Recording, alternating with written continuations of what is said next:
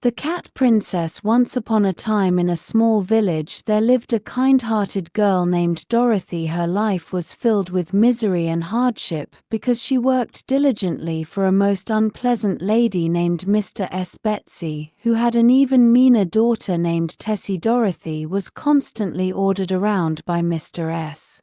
Betsy, being told to cook faster because her poor Tessie gets starving, only to then be criticized for the food being bland and inedible. She was also rushed with the laundry, always feeling unappreciated for her work. Dorothy lived with her old grandmother, and she dedicated all her earnings to keeping her comfortable and happy, even bringing her peaches which her grandmother loved. One evening a beautiful Persian cat daintily strolled into their living room, becoming a furry guest. Dorothy's grandmother and Mr.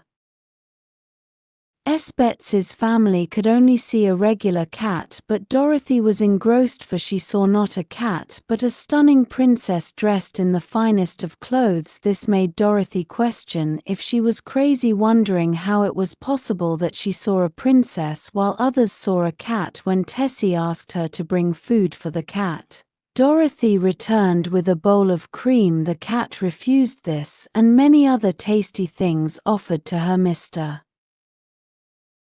S. Betsy dismissed the cat's behavior, saying they were temperamental and would eat when they wanted to. Later Dorothy went to find the source of a sound and discovered the princess singing. The princess, whose name was Maya, expressed her surprise that Dorothy could see her in her true form, stating that this meant Dorothy had a good heart and that she would trust her. Maya explained that she was a princess traveling under the guise of a cat, trying to find her missing brother who had been cast under an evil spell that turned him into a Maltese cat. She had snuck out of her kingdom because her uncle, an evil person, had taken over the throne after her father's passing, which should have gone to her or her brother. Princess Maya suspected her uncle was responsible for the evil spell on her brother, which is why she chose to find him on her own without attracting unnecessary attention. Princess Maya then inquired about Dorothy's difficult life working for Mr.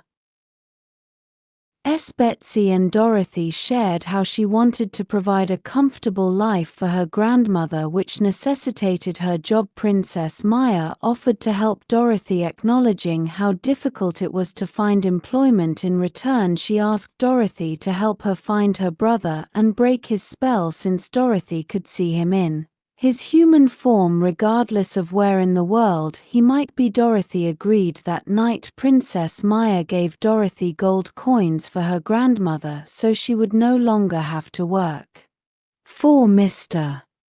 S. Betsy. However, Princess Maya emphasized that the gold would not last forever and they needed a permanent solution. They went to Dorothy's home, reaching it by dawn. Princess Maya waited outside so as not to alarm Dorothy's grandmother, advising Dorothy to sneak into her room through the window. Dorothy showed her grandmother the gold coins, attributing them to a stroke of good luck, assuring her they would now live a very good life. The next day Princess Maya asked Dorothy if she knew how to sew, and Dorothy enthusiastically replied that she loved designing and sewing, it being her hobby. Princess Maya instructed Dorothy to choose materials, close her eyes, and think of something that made her happy, encouraging her to infuse her happy thoughts into her designs. Dorothy thought of the beautiful resplendent Quetzal bird taking flight, smiling as she opened her eyes. Within a few days Dorothy had sewn marvelous dresses that she herself could barely believe she had created. They then went to the market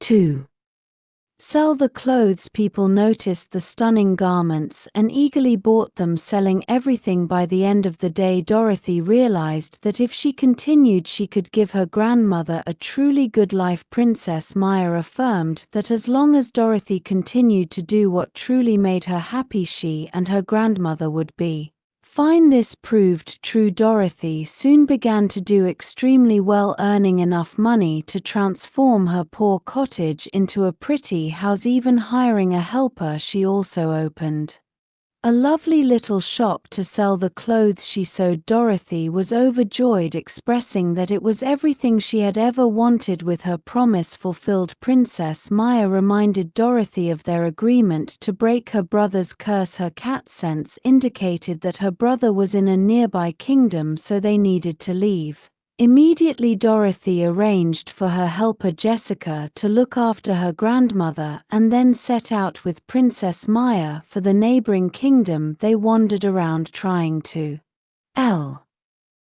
locate the young cat prince who kept moving. Eventually Dorothy found Princess Maya's brother, who was a Maltese cat. Princess Maya excitedly asked if Dorothy could see him in his human form, but Dorothy sadly confessed that she could only see a Maltese cat. Princess Maya's brother then explained that he was too young to break his spell, as it could only be broken by a person who had lived for more than 60 years with a kind and good heart. Princess Maya explained the missed detail about the spell to Dorothy. Despite not being able to break the spell herself, Dorothy had done a lot to help, and Princess Maya felt she had finally found her brother. Princess Maya, though fond of Dorothy, told her it was time for them to go their separate ways. However, Dorothy had made something for Princess Maya, thinking they would return to her house. Princess Maya, touched, agreed to return to Dorothy's home for a good rest before their onward travel, taking her brother with them. Upon their return to Dorothy's home,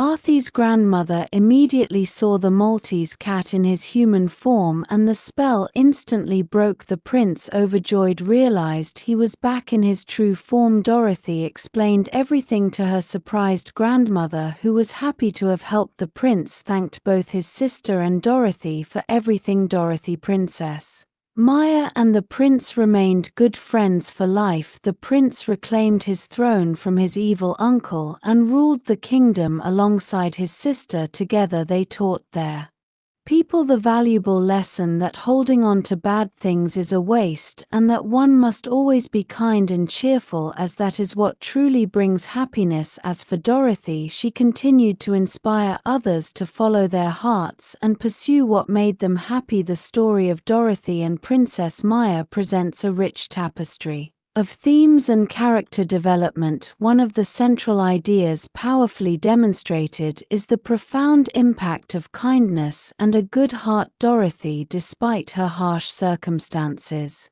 consistently exhibits a kind nature, caring for her grandmother and showing compassion. This inherent goodness is what allows her to perceive Princess Maya in her true royal form, distinguishing her from others who only see a common cat. The story explicitly states that because Dorothy could see the princess, it meant she had a good heart. This idea is further reinforced by the condition for breaking the prince's spell, which requires a person who has lived for more than 60 years with a kind and good heart. Ultimately, it is Dorothy's kind-hearted grandmother who fulfills this specific criterion and inadvertently breaks the prince's curse. This emphasizes that genuine goodness, regardless of its origin, possesses transformative power. Another significant theme explored is the importance of following one's heart and pursuing what truly brings happiness. Dorothy's initial life is one of unappreciated toil and misery. Her hobby, designing and sewing, is something she loves. Princess Maya guides her to